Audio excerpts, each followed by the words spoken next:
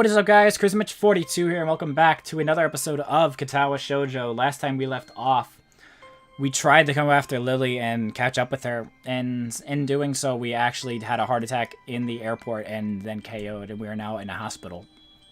Things are looking so great, to be honest. But yeah, let's hope for the best, alright? So, here we go. Might be the last episode, guys. I don't know. I really don't. So, we'll see. Let's see what happens. The weight of my eyelids closes my eyes, my physical and mental exhaustion letting me offer no resistance. Clock. Unintelligible mumbling from my head of the bed stirs me out of my sleep. With my eyes still closed, I can focus and make out someone, presumably a nurse, bidding farewell to a doctor. As I open my eyes, I notice the door closing in my provisional vision. The doctor stands reading some notes off a clipboard held in his hand, carefully looking over the pages. After consulting his obvious, very important documents, he looks up and notices my gaze. It's now that I notice something slightly odd about his expression and general disposition, but I can't quite put my finger on it. Ah, I see you're awake, Mr. Nakai. His quick glance to my bed and, to verify my name, shows that his documents obviously didn't have it written on them. You must admit this is a bit unfortunate. Your parents visited just earlier while you were asleep. I could notify them you're awake now if you'd like. Thanks. That would be good. I gave a somewhat dazed reply, most likely the one he'd expect, before really thinking about what I'm saying. Not a problem. If you have any questions you'd like to ask, I'll be happy to answer them. That is, unless you'd prefer to rest. The anesthetic's still going to be affecting you a bit, I'm afraid. The anesthetic, of course. That'd be why I felt so strange the first time I woke up. I slowly shake my head, not wanting to dislodge any pipes or cause myself any more discomfort than necessary. The doctor politely puts down his clipboard in response. Because my main question is, what exactly happened? To put it simply, you unfortunately had another heart attack. While not as severe as your first, you were very lucky it occurred so close to a hospital. After being stabilized, you were taken to the operating room. What followed was keyhole surgery in order to insert a temporary pacemaker. Oh my god. All in all, the incident happened 2 days ago, with emergency treatment being carried out very soon afterward. Since then, we've kept you under close observation while you were asleep. Will I be alright? Are there any lasting problems? Compared to the procedure carried out for your first heart attack, this was relatively minor. While you will have to undergo surgery once more in a few days' time to remove the pacemaker, assuming there are no complications, there should be no lasting implications. He continues talking, the subject shifting to a repetition of facts around the arrhythmia, and my medication that I already know for the most part. Sorry. I start to nod in feign interest, while my mind drifts. I begin to think about how perfectly hung the inoffensive painting hanging on the wall behind his shoulder is, and how neat the sterile the surroundings are, even including the doctor himself. If my mumblings bores you, you're quite welcome to say so, Mr. Nakai. Lord knows, I lose track of myself sometimes. He gives a short chuckle at his self-deprecating joke, as I grimace awkwardly, having been rather badly caught out.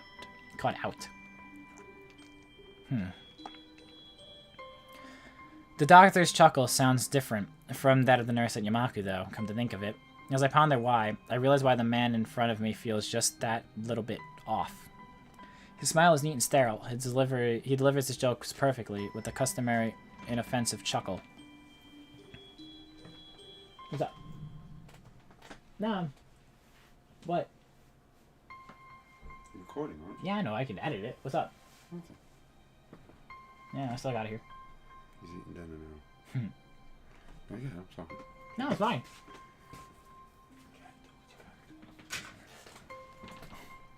Close the door.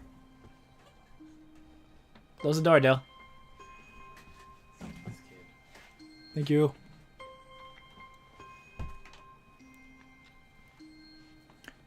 It is like, rather than talking to the man whose name is neatly printed on the name tag pinned to his lab coat, I'm merely interacting with an actor reading off a pre-rehearsed script, every action having been choreographed beforehand.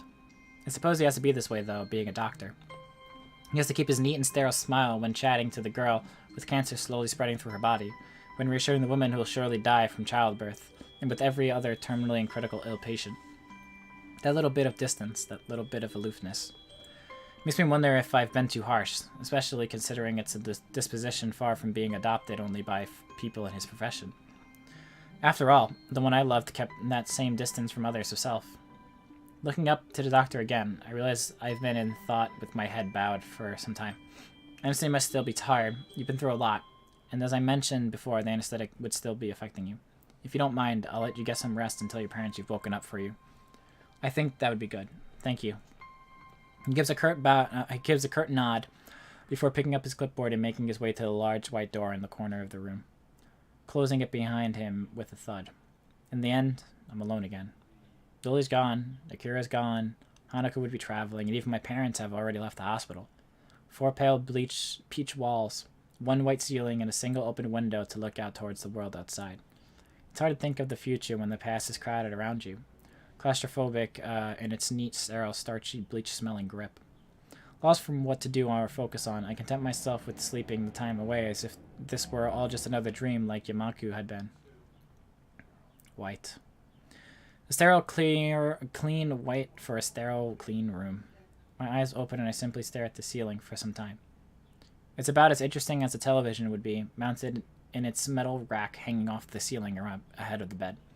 Indeed, the television saw its entire use during the time my parents were here, left on quietly as they waited for me to wake. It was about as banal as it had been the first time I'd ended up in the hospital. Earlier today, an attending nurse had offered to turn off the EKG speakers. I refused simply because the sound is so entirely normal to me now.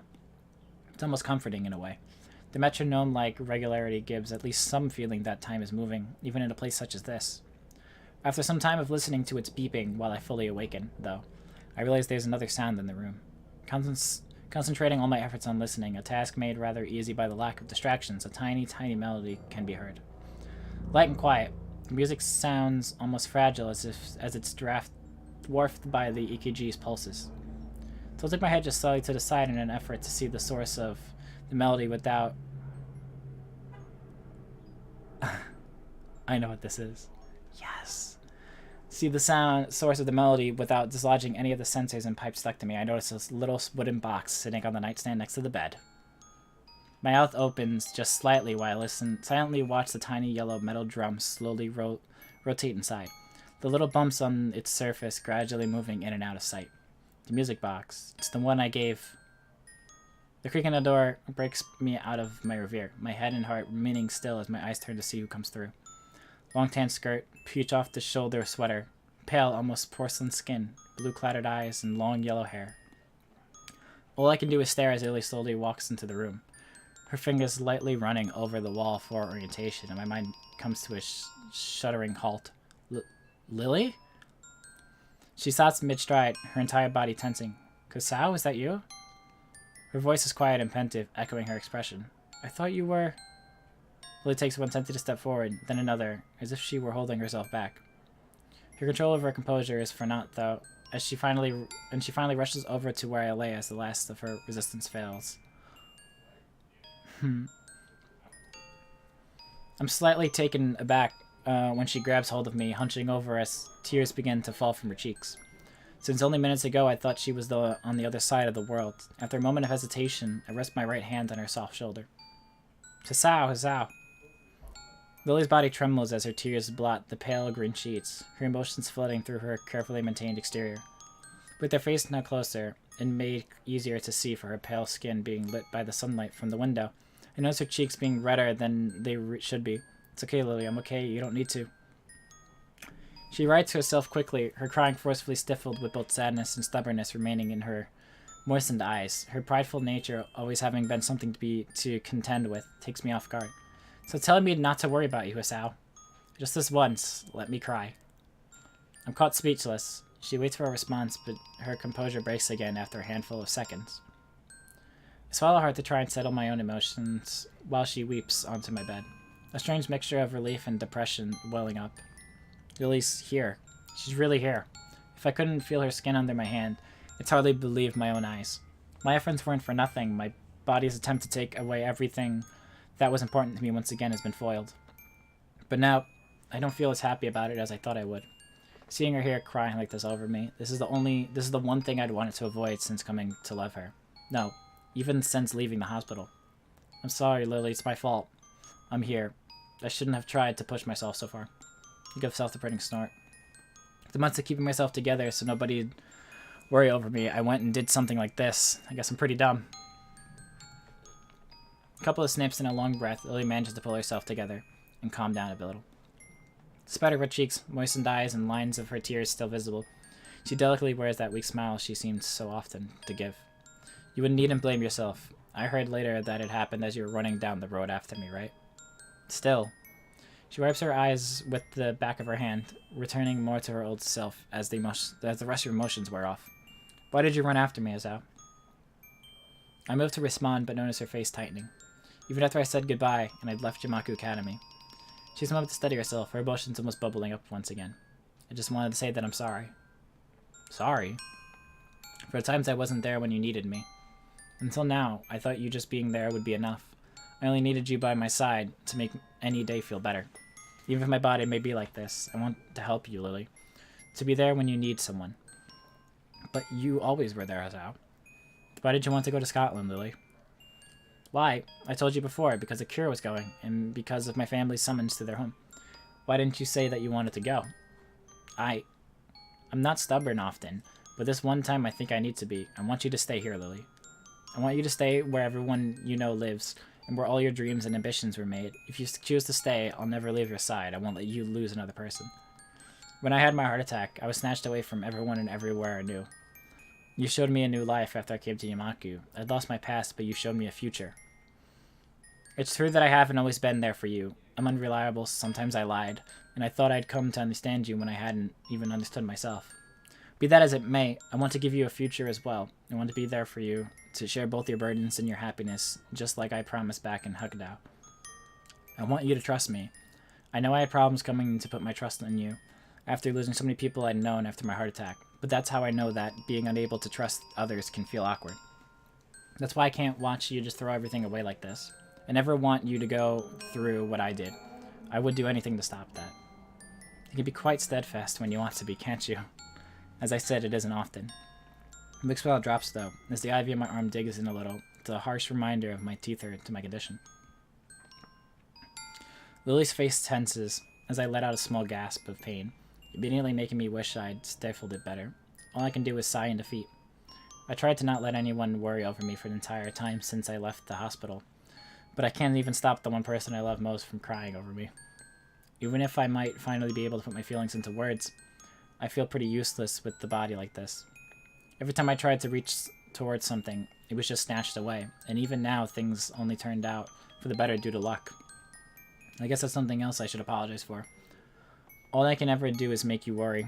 Even now, there's very little chance I'll live anywhere near a full life. The feeling of Lily's warm, soft hand moving over my left cheek makes me lift my head up. Her smile gentle and warm as she touches me. I think that is something very natural for you to say. You're always so sincere and self-conscious.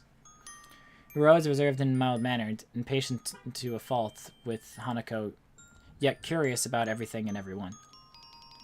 When I said I missed you while I was with my family, I wasn't lying or exaggerating. The thought of you was never far from my mind and helped me through that time. That's why I was so confused about what to do when my family summoned me. Even after I thought I had made my decision, you tried your hardest to challenge me about it. I didn't confess to you out of pity or believing you were somehow different from what you are. I confessed because I never want to lose you, and you want to always be a part of my life, no matter what might change. You're a very beautiful person, Hisao. Your heart changes none of that, so please don't apologize for yourself anymore. For a long time, silence reigns in the room. I'm not really sure what this newly born feeling inside of me is, but it pales into insignificance as I wordlessly gaze at Lily's smiling face, warm and gentle as it has always been. It's only as her thumb crosses my cheek, wiping away a single drop of moisture, that I realize that it is all I ever wanted. For what it feels like the first time, I give an earnest, wide smile. As Lily feels it against her palm, she returns the gesture. More time passes before either of us say a word, neither of us needing speech to communicate our feelings to each other. I know I can't promise you that I'll always be around, or that we'll be together forever. With some difficulty, I slowly lift my hand, placing it on her pale shoulder. But I think I can at least take you to the next year's Tanabata festival to make up for making you miss this year's. Lily's expression is one of surprise, though I can't say I blame her. You remember that? I've got a pretty good memory sometimes. She raises her head a little and takes her hand from my cheek, giving a small amused giggle. I smile absent-mindedly at how earnest it is, almost girlish in its lightness. Still smiling warmly, she collects herself and stands upright with a hand resting on my chest. It feels like I'm seeing her for the first time. The sun from the window glowing behind her, just as it did when I first walked into that room where she was drinking tea.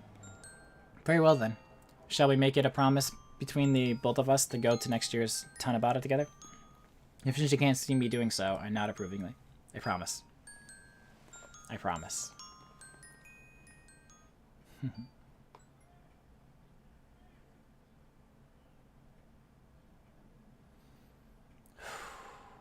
What a ride.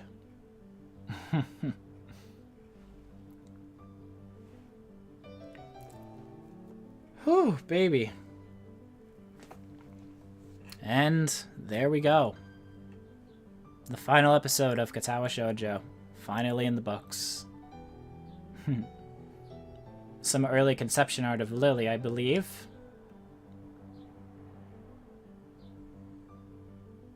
That it is.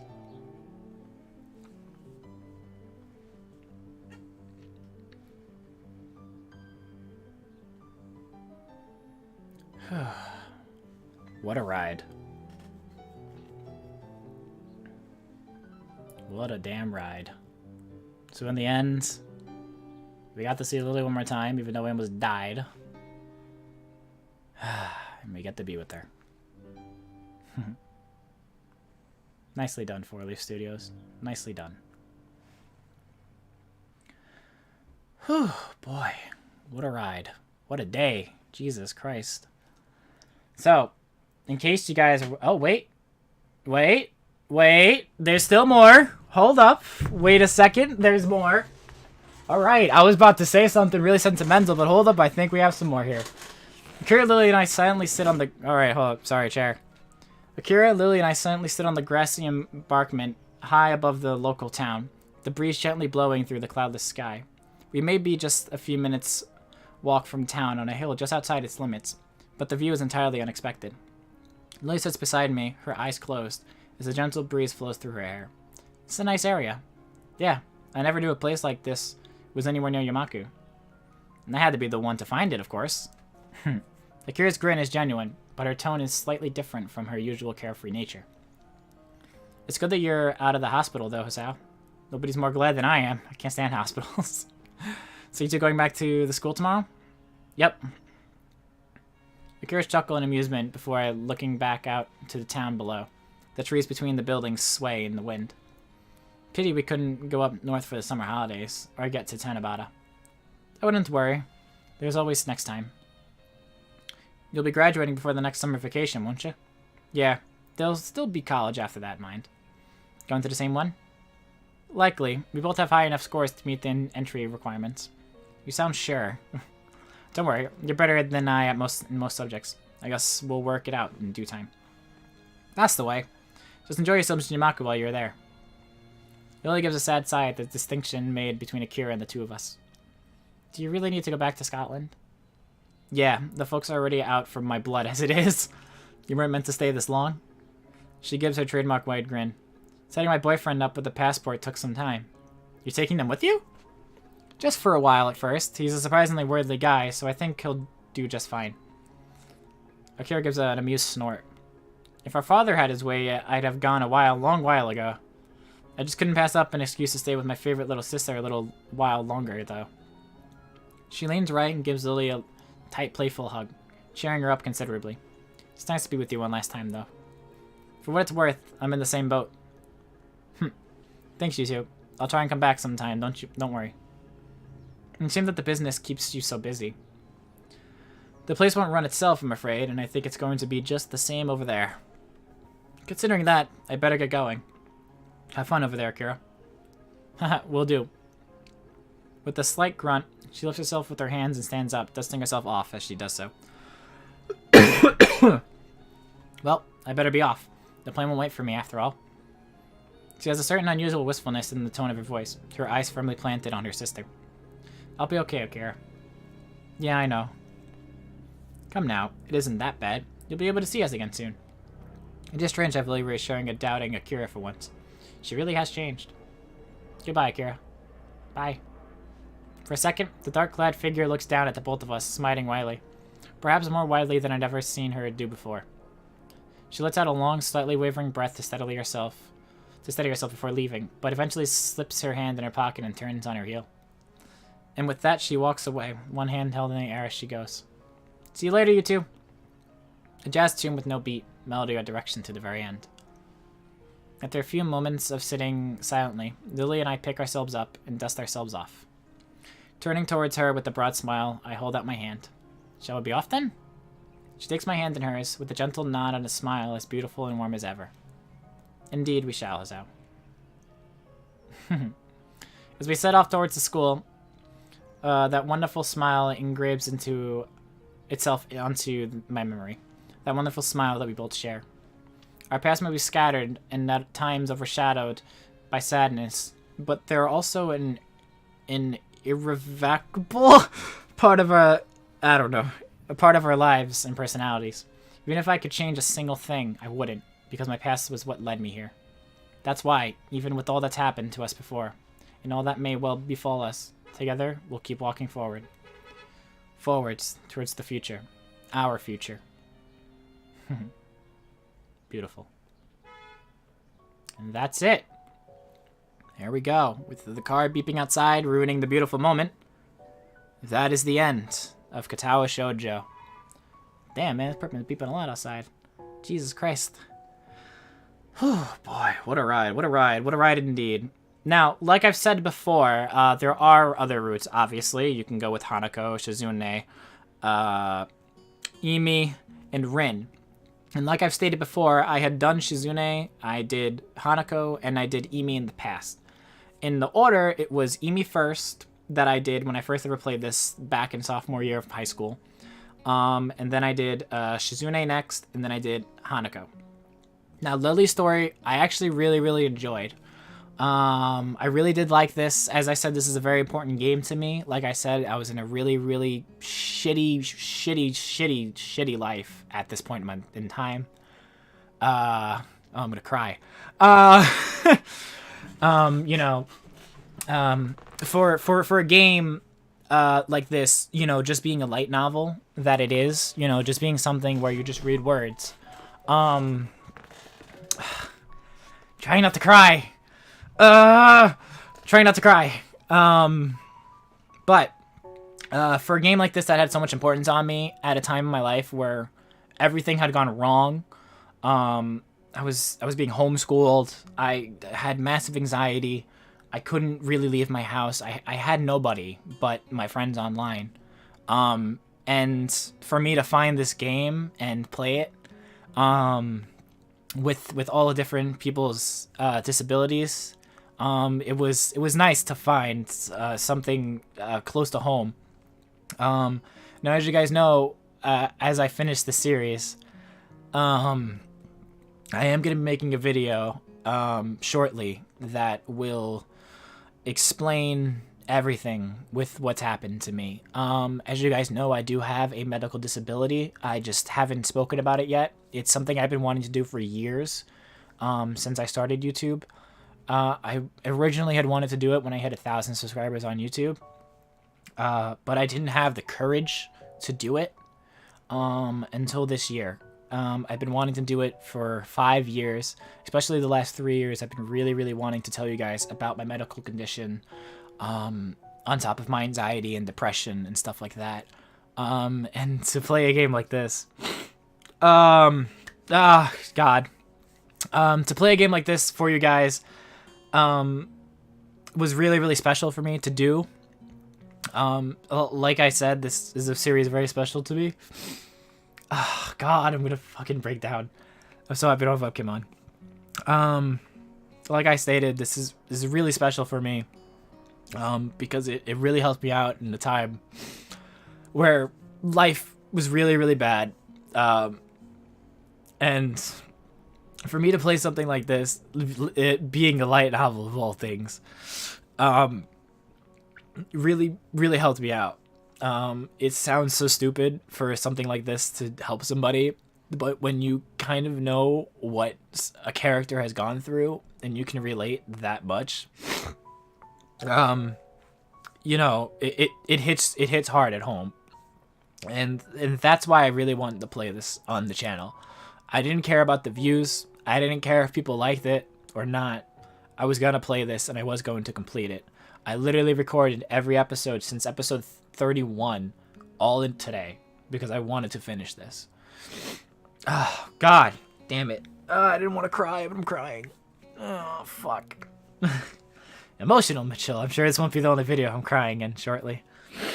So happy I don't have a webcam on. But yeah, so to finish a series like this on the channel where people followed and stuck with me through the whole ride of this series, it was really beautiful to see all the support from everybody who had come by and watched. I know it's not something I would normally do on the channel, but the fact that people had stuck with me throughout this ride, whether you had just started the series now and just got into this video like months later, or if you stayed with me through the whole ride, I really want to thank you guys for participating and watching this series. Like I've stated, this is really, really important to me. And it's really nice to see that so many people cared about something like this. Now, when will the video be coming out? I don't exactly know. I recorded this all in one day, like I said, from episode 31 forward. I don't even know how many videos I've recorded. It's got to be at least 7 or 8. So this is like 4 hours of just recording nonstop. That's why my throat is fucking killing me. To lighten up the mood a bit, my throat is killing me. You probably noticed through the episodes my voice kind of gets shitty. It's because my throat hurts, actually, from talking so much. But like I've stated several times, I really want to thank you guys so much for people who came by and watched this series in full, whether you had watched the whole series from the beginning, or you hopped in months later or weeks later. It doesn't matter. The fact that you had come by and watched something like this is humbling enough. So I want to thank you guys so much for watching Katawa Shoujo. I really want to thank the studio. If I could personally ever talk to you guys physically, the creator of the game, anything like that, I would love to. I really would love to talk to you, and stuff like that. I highly doubt the creator's watching, but I would love to at least meet somebody from this team, and talk to them, because I really have to thank them personally for making this game. It really changed my life. So, oh my god.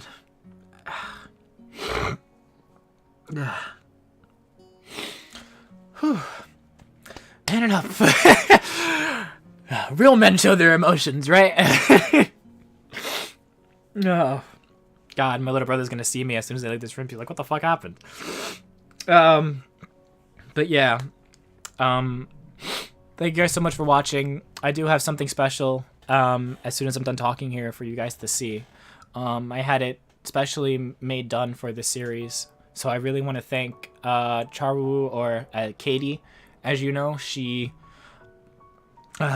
created something for me, which was really, really nice. I asked her for it, and she had no problem with doing it. So I'm going to show you guys this now. I haven't seen it as I'm recording this, but personally, when I see it, I'm probably going to break down. So I really want to thank her for creating that for me. I can't see it, obviously, until I physically see it myself, but I mean, I know it's going to come out great. And yeah, just thank you guys so much for joining me for this series. I really hope you guys enjoyed. And yeah, maybe I'll do Rin's story if we have enough approval for it. I might do it. Like I've said, I've done Hanako's, I've done Shizune's, and I've done Imi's. So the only one left in this game I haven't done was Rin. So if you guys want me to do it, I don't think I'll do it right away, but I'll definitely put it on the to-do list for series, okay? Oh, God. I apologize for crying. It's really important to me, and I'm really thankful for you guys watching. But yeah, thank you guys so much for watching.